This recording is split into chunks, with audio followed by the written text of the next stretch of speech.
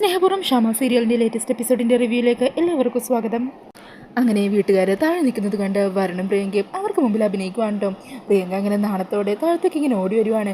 ഈ സമയം പ്രിയങ്കയെന്നും പറഞ്ഞ് പിന്നാലെ വിളിച്ചുകൊണ്ട് വരണു ഓടി വന്ന് പ്രിയങ്കയുടെ കയ്യിൽ ഇങ്ങനെ പിടിക്കുവാണ്.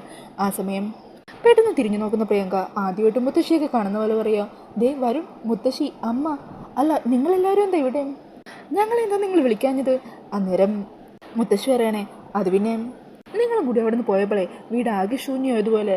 മാത്രമല്ല പരമേശ്വരനും ചന്ദ്രശേഖരനും ഓടിയില്ലല്ലോ, അവരും ബിസിനസ് യാത്രക്ക് പോയിരിക്കുകയല്ലേ, അപ്പം പിന്നെ ഞങ്ങളും നിങ്ങളുടെ പിന്നാലെ ഇങ്ങനെ ഇറങ്ങാമെന്ന് വിചാരിച്ചു. അന്നേരം വരും പറഞ്ഞേ, ആ അതെന്താണേലും നന്നായി. ഈ സമയം മുത്തശ്ശി കൽപ്പനേനെയും ഗൗതമിനെയും വിളിക്കുവാണ്. അവരങ്ങോട്ട് മാറ്റി നിർത്തി സംസാരിക്കുവാണ് കേട്ടോ. അന്നേരം മുത്തശ്ശി ചോദിക്കണേ, നിങ്ങൾക്ക് രണ്ടാളുടെ ഇപ്പം തൃപ്തിയായല്ലോ, രണ്ടാളുടെ സംശയമൊക്കെ മാറിയില്ലേ? ഇതിനും സ്നേഹത്തോടെ എങ്ങനെയാണ് ഒരു ഭാര്യയും ഭർത്താവും ചെലവഴിക്കുന്നത്? അതുകൊണ്ട് ഇനി മേലെ രണ്ടാളും ഇമാതിരി സംശയങ്ങളും പറഞ്ഞുകൊണ്ട് എൻ്റെ മുമ്പിലേക്ക് വന്നേക്കരുത്, രണ്ടാൾക്കും മനസ്സിലായോ എന്ന് പറഞ്ഞ് രണ്ടിനും കൊടുക്കുവാണ് കേട്ടോ. ഈ സമയം പ്രിയങ്കയും വരണം സൂര്യയുടെ വീട്ടുകാരുടെ അരികിലേക്ക് ചെല്ലുവാണ് കേട്ടോ. അന്നേരം വരുൺ ഏട്ടനോട് ചോദിക്കണേ, ഏട്ടാ എങ്ങനെയുണ്ട്, യാത്രയ്ക്ക് ഇഷ്ടമോ ഏട്ടന്? അന്നേരം സൂര്യ പറയണേ, സത്യം പറയാലോ ഞാൻ ഒത്തിരി ഹാപ്പിയാ, എൻ്റെ സന്തോഷം എത്രയാണെന്ന് നീ തന്നെ അമ്മയോട് ചോദിച്ചു നോക്ക്. ആ സമയം അമ്മ പറയുക, അതേ മോനെ, ഇവിടെ വന്നതിന് ശേഷമേ കൽപ്പനയുടെ സ്വഭാവത്തിന് നല്ല മാറ്റമുണ്ട്. കൽപ്പന നല്ല സ്നേഹത്തോടെയാണ് സൂര്യയോട് പെരുമാറുന്നത്. അതേക്കുമ്പോൾ വരുന്ന സന്തോഷമാ. ആഹാ ആണോ? അങ്ങനെയാണെങ്കിൽ ഈ യാത്ര നമുക്ക് അടിച്ചു പൊളിക്കണം കേട്ടാ. ഈ സമയം മുത്തശ്ശിയും കൽപ്പനയും ഗൗതമും ഒക്കെ അങ്ങോട്ടേക്ക് വരുവാണ് കേട്ടോ. അന്നേരം വരുൺ കൽപ്പനയോട് പറയണേ, ഏട്ടത്തി, എൻ്റെ ഏട്ടൻ്റെ മുഖത്ത് ഈ സന്തോഷത്തിന് കാരണം ഏട്ടത്തിയാ, ഒത്തിരി നന്ദി ഏട്ടത്തി. വാ, എന്താണെങ്കിലും ഈ സന്തോഷത്തിന് 2 സ്റ്റെപ്പ് വെക്കാതെ പറ്റില്ല, വാ നമുക്ക് എല്ലാവർക്കും കൂടി ഒന്നിച്ചൊന്ന് ഡാൻസ് ചെയ്യാം. അങ്ങനെ പറഞ്ഞ് വരൺ എല്ലാവരെയും വിളിച്ചുകൊണ്ട് അങ്ങോട്ടേക്ക് കുറച്ച് നീങ്ങി നിൽക്കുവാണ്. ഈ സമയം ബിജുവും സൂര്യയോട് പറയണേ, അതെ ഞാനും 2 സ്റ്റെപ്പ് വെച്ചിട്ട് വരാം എന്ന് പറഞ്ഞ് വരണിൻ്റെയൊപ്പം അവരെല്ലാവരും കൂടി ഡാൻസൊക്കെ കളിക്കുവാണ് കേട്ടോ. ഈ സമയം ഗൗതം പതിയെ അവിടെ നിന്ന് കുറച്ച് നീങ്ങി നിന്ന് ഗുണ്ടകളെ വിളിക്കുവാണ്. അങ്ങനെ ഗൗതവും അവരോടൊപ്പം നിന്ന് ഇങ്ങനെ ഡാൻസ് കളിച്ചുകൊണ്ടിരിക്കുക. ഈ സമയം ഗൗതം ഏർപ്പാടാക്കിയ ഗുണ്ടകൾ പതിയെ വന്ന് സൂര്യയെ വീൽ ചെയറോടുകൂടി കൊക്കയിലേക്ക് തള്ളുവാണ് കേട്ടോ. ഈ സമയം സൂര്യ വരുൺ എന്നും പറഞ്ഞ് അലറി വിളിക്കുവാണ്. അങ്ങനെ ഈ കാഴ്ച കൊണ്ട് എല്ലാവരും ഞെട്ടിപ്പോകുവാണ് കേട്ടോ. അങ്ങനെ ആ വീൽ ചെയറോടുകൂടി സൂര്യ ഇങ്ങനെ പാറപ്പുറത്തോട് ഇങ്ങനെ ഉരുണ്ടോണ്ടിരിക്കുകയാണ്. ഈ സമയം വരുണും ബിജുവും എല്ലാവരും വീൽ ചെയറിൻ്റെ പിന്നാലെ ഓടിക്കൊണ്ടിരിക്കുകയാണ് കേട്ടോ. അങ്ങനെ ആ കൊക്കയുടെ എൻഡിലേക്ക് തറാവുമ്പോഴേക്കും വരുൺ ഓടി വന്ന് സൂര്യയെ വീഴാതെ താങ്ങി പിടിക്കുന്നുണ്ട്. അതുകൊണ്ട് തന്നെ സൂര്യക്കൊരു അബദ്ധം പറ്റാതെ രക്ഷപ്പെടുവാണ്. ഈ സമയം സൂര്യ വരുൺ ഇങ്ങനെ ചേർത്ത് പിടിച്ച് പൊട്ടിക്കരയുവാണ് കേട്ടോ. അന്നേരം പത്മിനി മുത്തശ്ശി എല്ലാവരും ഓടി അരികിലേക്ക് എത്തുക. മോനെ സൂര്യ, നിനക്കൊന്നും പറ്റിയില്ലല്ലോ, ഭഗവാനെ എൻ്റെ കുഞ്ഞ് എന്നും പറഞ്ഞ് അവരെല്ലാവരും ആകെ കരയുവാണ്.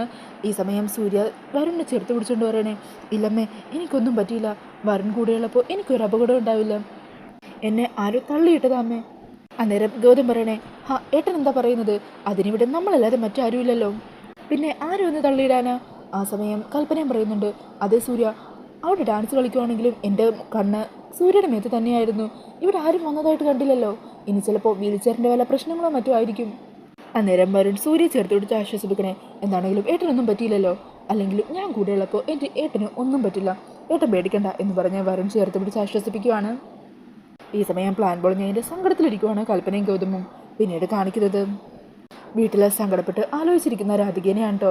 നാളെ വിവാഹം നടത്തണമെന്ന് ജീവയുടെ അമ്മ പറഞ്ഞ കാര്യവും അങ്ങനെ വിവാഹത്തിനുള്ള തീരുമാനം എടുത്തതും അതൊക്കെ ഓർത്ത് രാധിക ആകെ സങ്കടപ്പെട്ടിരിക്കുവാണ്. ഈ സമയം പുറത്തുപോയ ദേവനും യശോദയും വീട്ടിൽ തിരികെ എത്തുവാണ്. അങ്ങനെ അവർ റൂമിലിരിക്കുന്ന രാധികയെ വിളിക്കുവാണ് കേട്ടോ. ഈ സമയം രാധികയും പുറത്തേക്ക് എത്തുവാണ്.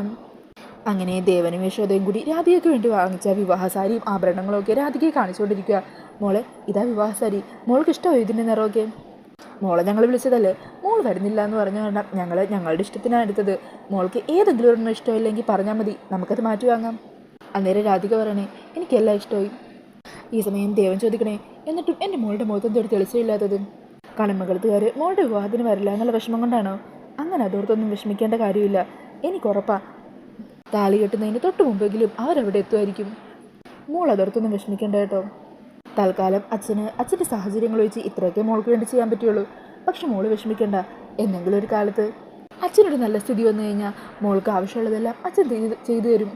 പിന്നെ ഞാൻ ജീവയെക്കുറിച്ച് വീണ്ടും കുറച്ച് പേരുടെ അടുത്തൊക്കെ അന്വേഷിച്ചു, എല്ലാവരും ഒരേപോലെ പറയുന്നത് ആ പയ്യൻ നല്ലതാണെന്നാ. ഇത്രയും പേര് ഒരു പയ്യനെക്കുറിച്ച് നല്ല അഭിപ്രായം പറയുമ്പോൾ സത്യം പറയാലോ അച്ഛൻ്റെ മനസ്സ് നിറഞ്ഞു മോളെ. മോൾക്ക് ഏറ്റവും ചേർന്ന ബന്ധം തന്നെയാണ് കിട്ടിയിരിക്കുന്നത്, അതിൽ മോൾ സന്തോഷിക്കുക വേണ്ട, മോളുടെ മുഖത്ത് സന്തോഷം കാണാനാണ് അച്ഛനും ആഗ്രഹിക്കുന്നത്. അന്നേരം രാധിക പറയണേ, എനിക്കും ഒത്തിരി സന്തോഷമുണ്ട്, എൻ്റെ നല്ലതിന് വേണ്ടിയല്ലേ അച്ഛനും അമ്മയും എന്തും ചെയ്യുള്ളൂ, അതെനിക്ക് നല്ലപോലെ അറിയാം അച്ഛൻ. ഈ സമയം യശോദ പറയണേ, മോളിതെല്ലാമേ റൂമിൽ കൊണ്ടേ വെക്കും. അങ്ങനെ രാധിക അതെല്ലാം എടുത്ത് അവിടെ നിന്ന് പോകാൻ തുടങ്ങുക. ഈ സമയം ദേവൻ യശോദയോട് ചോദിക്കണേ, ഞാൻ ഇത്രയൊക്കെ ചെയ്തിട്ടും മോളുടെ മുഖം അങ്ങ് തെളിയുന്നില്ലല്ലോ. അന്നേരം യശോദ പറയണേ, അത് മറ്റൊന്നും കൊണ്ടല്ല, അവൾക്ക് നമ്മളെ വിട്ടു പോകുന്നതിലുള്ള സങ്കടമുണ്ട്, അതുകൊണ്ടാണ്. പ്രിയങ്ക മോളെ പോലെയല്ല രാധിക. പ്രിയങ്കയ്ക്ക് ഒരു പറിച്ചു നടൽ വളരെ എളുപ്പമാണ്. എന്നാൽ രാധികക്ക് അങ്ങനെയല്ലല്ലോ. അവൾക്ക് നമ്മളെന്ന് പറഞ്ഞ ജീവനല്ലേ. അതിൻ്റെതായ ബുദ്ധിമുട്ടും പ്രയാസമൊക്കെ അവൾക്കുണ്ടാവില്ലേ. ഈ സമയം ദേവൻ പറയണേ, ആ ശരിയാ, അതായിരിക്കും. പിന്നെ രാധിക മോളോട് ഞാൻ പറഞ്ഞ കാര്യം താനും കേട്ടതല്ലേ. നമുക്ക് എന്തെങ്കിലും ഒരു നല്ല കാലം വരുവാണെങ്കിൽ രാധിക മോൾക്ക് ഇപ്പോൾ ചെയ്യാൻ പറ്റാതെ പോയതിൽ കൂടുതൽ ചെയ്യണം. അതിനിപ്പോൾ ഞാൻ ജീവനോട് ഇല്ലെങ്കിലും ശരി. അന്നേരം യശോദ പറയണേ, എന്തിനാ അങ്ങനെയൊക്കെ പറയുന്നത്? നമ്മുടെ മക്കളുടെ സന്തോഷം കാണാൻ നമ്മൾ കുറേ നാൾ ജീവനോടെ ഉണ്ടാവും. എല്ലാം നന്നായിട്ട് തന്നെ വരും. പിന്നീട് കാണിക്കുന്നത് വരുൺ അവിടെയുള്ള സ്ഥലങ്ങളെല്ലാം ചുറ്റി നടന്ന് കാണുവാണ് കേട്ടോ. ഈ സമയം വരുൺ ഒരു കല്ലിൻ്റെ അവിടെ ഇരിക്കുവാണ്. എന്നിട്ട് രാധികയെക്കുറിച്ച് ഓർക്കുക. രാധിക ഒന്ന് വിളിച്ചാലോ, ചിലപ്പോൾ അയാളും എൻ്റെ ഒരു ഫോൺ കോളിന് വേണ്ടി കാത്തിരിക്കുന്നുണ്ടാവും. അങ്ങനെ പറഞ്ഞ് വരുൺ ഫോൺ എടുത്ത് രാധികയെ വിളിക്കുവാണ്. ഈ സമയം ഫോണിൻ്റെ റിങ് കേട്ട് റൂമിലെത്തുന്ന രാധിക ഫോൺ എടുത്ത് നോക്കുമ്പോൾ വരുണിൻ്റെ കോളാണെന്ന് മനസ്സിലാകുവാണ്. എന്നാൽ രാധിക കോൾ അറ്റൻഡ് ചെയ്യാതെ ഫോൺ അവിടെ തന്നെ വെച്ചിട്ട് പോയി കളയുവാണ് കേട്ടോ. ഈ സമയം വരുണാണെങ്കിൽ രാധിക ഇപ്പോൾ കോൾ എടുക്കുമെന്ന് പ്രതീക്ഷിച്ച് വിളിച്ചുകൊണ്ടിരിക്കുവാണ്. അന്നേരം പ്രിയങ്ക അരികിലേക്ക് വരുവാണ് കേട്ടോ. അത് കാണുന്നതും വരുൺ കോൾ കട്ടാക്കുവാണ്. ഈ സമയം പ്രിയങ്ക പറയണേ, അതെ, നമ്മൾ ഇന്നത്തോടെ തന്നെ നമ്മുടെ ബന്ധമൊക്കെ ഏർപ്പെടുത്തുമല്ലേ. ഇനി എനിക്കെന്തായാലും കടമംഗലത്തേക്ക് തിരിച്ചു വരാൻ വയ്യ. ഇവിടുന്ന് തന്നെ ഞാൻ ഗുഡ് ബൈ പറഞ്ഞ് പോകാൻ റെഡിയാം. വരുണിൻ്റെ ട്രാൻസാക്ഷൻസ് ഒക്കെ നടക്കുന്നത് ഫോണിൽ കൂടിയല്ലേ. അങ്ങനെയാണെങ്കിൽ നമ്മൾ തമ്മിലുള്ള കണക്കൊക്കെ ഇപ്പം തന്നെ സെറ്റിൽ ചെയ്തേക്ക്. എനിക്ക് തരാമെന്ന് പറഞ്ഞ പണം ഇപ്പം തന്നെ വരുൺ അങ്ങ് ട്രാൻസ്ഫർ ചെയ്യും. പിന്നെ ഞാൻ വരുണിൻ്റെ ജീവിതത്തിൽ ഭാരമായിട്ട് കടിച്ചു തൂങ്ങില്ല. അന്നേരം വരുൺ പറയണേ, ഈ ഒരു കാര്യം തന്നെ പലതവണ ആവർത്തിച്ച് പറഞ്ഞിട്ടൊന്നും കാര്യമില്ല. ഇതിനുള്ള മറുപടി ഞാൻ നേരത്തെ പറഞ്ഞതാണല്ലോ. അന്നേരം പ്രിയങ്ക ദേഷ്യപ്പെടുക. അപ്പോൾ വരുൺ എന്താ പറയുന്നത്? ഇനി ഞാൻ കടമംഗലത്ത് വന്ന് കടിച്ചു തൂങ്ങണമെന്നാണോ? ഇനിയും നിങ്ങൾക്ക് മുമ്പിൽ ഞാൻ തലയും താഴ്ത്തി നിൽക്കണോ? അതിനെന്നെ കൊണ്ടിട്ട് പറ്റില്ല. എനിക്ക് ഈ അഭിനയം അടുത്തു. അന്നേരം വരുൺ പറയണേ, താൻ തന്നെ പലതവണ പറഞ്ഞിട്ടില്ലേ അഭിനയത്തിന് തനിക്ക് കൂലി വേണമെന്ന്. അപ്പോൾ ആ കൂലി തരുന്ന ഞാൻ പറയുന്ന കാര്യങ്ങളും കൂടി ചെയ്യണം. അന്നേരം പ്രിയങ്ക പറയണേ, അങ്ങനെ നിങ്ങൾ പറയുന്ന എല്ലാ കാര്യവും അനുസരിക്കാൻ എനിക്ക് പറ്റില്ല. രഹസ്യം കണ്ടുപിടിക്കാൻ നമ്മുടെ പിന്നാലെ ഒളിച്ചു മാറ്റും നിങ്ങളുടെ വീട്ടുകാർ വന്നല്ലോ. അവർക്ക് മുമ്പിലേ എല്ലാ കാര്യങ്ങളും വിളിച്ചു പറയാനായിട്ട് എനിക്ക് കണ്ണടച്ചു തുറക്കുന്ന സമയം മതി. എനിക്കിന് നിങ്ങളുടെ കുടുംബത്തിൻ്റെ അഭിമാനവും അച്ഛൻ്റെ ആരോഗ്യവും ഒന്നും നോക്കേണ്ട കാര്യമില്ല. അന്നേരം വരുൺ പറയണേ, ദേ നീ കൂടുതലങ്ങ് കത്തി കയറണ്ട. വിവാഹത്തിൻ്റെ അന്ന് നീ നിൻ്റെ കൂട്ടുകാരികളും കൂടി കളിച്ച നാടകത്തിൻ്റെ കാര്യം എനിക്ക് പറയാനറിയാം. അന്നേരം പ്രിയങ്ക പറയണേ, നിങ്ങൾ എന്താണെന്ന് വെച്ചാൽ ചെയ്യും. എന്താണെങ്കിലും എനിക്ക് ഈ അഭിനയം മതിയായി. ഈ സമയം ഇവർ തമ്മിൽ വഴക്കിടുന്നത് കണ്ട കൽപ്പന അവിടെ മരത്തിൻ്റെ ഇടയിൽ മറഞ്ഞു നിന്ന് ഇവരുടെ സംസാരമെല്ലാം കേൾക്കുവാണ് കേട്ടോ. അന്നേരം പ്രിയങ്ക പറയണേ, ഇനി എന്താണെങ്കിലും നിങ്ങളുടെ വീട്ടിലെ 4 ചുവരുകൾക്കിടയിൽ കിടന്ന് എൻ്റെ കരിയർ നശിപ്പിക്കാൻ ഞാൻ ഉദ്ദേശിക്കുന്നില്ല. ഞാൻ പോകുക. നിങ്ങൾ നിങ്ങൾക്ക് ഇഷ്ടമുള്ള പെണ്ണിൻ്റെ കൂടെ ജീവിക്കോ മരിക്കോ എന്താണെന്ന് വെച്ചാൽ ചെയ്. എനിക്ക് കിട്ടാനുള്ള പണം കിട്ടണം. ഈ സമയം വരുൺ പറയണേ, ഞാൻ എന്താണെങ്കിലും ഇപ്പം നിനക്ക് പണം തന്ന് ഒഴിവാക്കാൻ ഉദ്ദേശിക്കുന്നില്ല. ഞാൻ വിചാരിച്ചാലേ ഒരു തുള്ളി പണം പോലും തരാതെ നിന്നെ എൻ്റെ വീട്ടിൽ നിന്ന് അടിച്ചിറക്കാനേ എനിക്കറിയാം.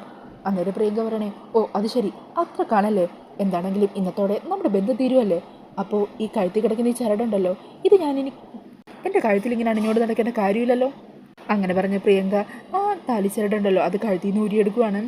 ദേ കണ്ടില്ലേ, ഇയാൾ എൻ്റെ കഴുത്തിൽ കെട്ടിയ താലി, ഇതേ എനിക്കിനി ആവശ്യമില്ല. അങ്ങനെ പറഞ്ഞ് പ്രിയങ്ക അതെടുത്ത് ദൂരേക്ക് വലിച്ചെറിയുവാണ് കേട്ടോ. അതുകൊണ്ട് കൽപ്പന അന്ത് വിട്ട് നിൽക്കുവാണ്. കണ്ടല്ലോ, ഇനി ആരുടെ മുമ്പിൽ നമ്മളൊന്നല്ല, നമ്മൾ രണ്ടുപേര്. പ്രിയങ്കയെ ചതിച്ചാലേ തിരിച്ചെന്ത് ചെയ്യണമെന്ന് ഈ പ്രിയങ്കയ്ക്കും അറിയാം. അതൊക്കെ കേട്ടിട്ട് വരുന്നൊരു കുലുക്കോയില്ലാതെ കളിയാക്കിക്കൊണ്ട് നിൽക്കുക. ഓ ശരിയേ. അങ്ങനെ പ്രിയങ്ക ദേഷ്യത്തിൽ അവിടെ നിന്നും പോകുവാണ് കേട്ടോ. ഈ സമയം ഇതൊക്കെ കണ്ട് കൽപ്പന സന്തോഷിച്ച് നേരെ ഗൗതമിൻ്റെ അരികിലേക്ക് ഓടി വരുവാണ്. എന്നിട്ട് ഗൗതത്തിനോട് പറയണേ, ഗൗതം, വരുണും പ്രിയങ്കയും തമ്മിലുള്ള അകൽച്ച എല്ലാവർക്കും മുമ്പിൽ തെളിയിക്കാൻ ഇതുപോലൊരു സുവർണാവസരം ഇനി നമുക്ക് കിട്ടില്ല. അന്നേരം ഗൗതം ചോദിക്കുക, എങ്ങനെ? അപ്പോൾ ആ ഒരു സീനൊക്കെ കാണിച്ചുകൊണ്ടാണ് ഇന്നത്തെ എപ്പിസോഡ് തീരുന്നത്. ഈ ഒരു റിവ്യൂ ഇഷ്ടമായിട്ടുണ്ടെങ്കിൽ മറക്കാതെ വീഡിയോ ഒന്ന് ലൈക്ക് ചെയ്യണേ. ഇതുപോലുള്ള കൂടുതൽ റിവ്യൂസിനായിട്ട് ഈ ചാനലൊന്ന് സബ്സ്ക്രൈബ് ചെയ്തും കൂടി സപ്പോർട്ട് ചെയ്യണേ. Thank you.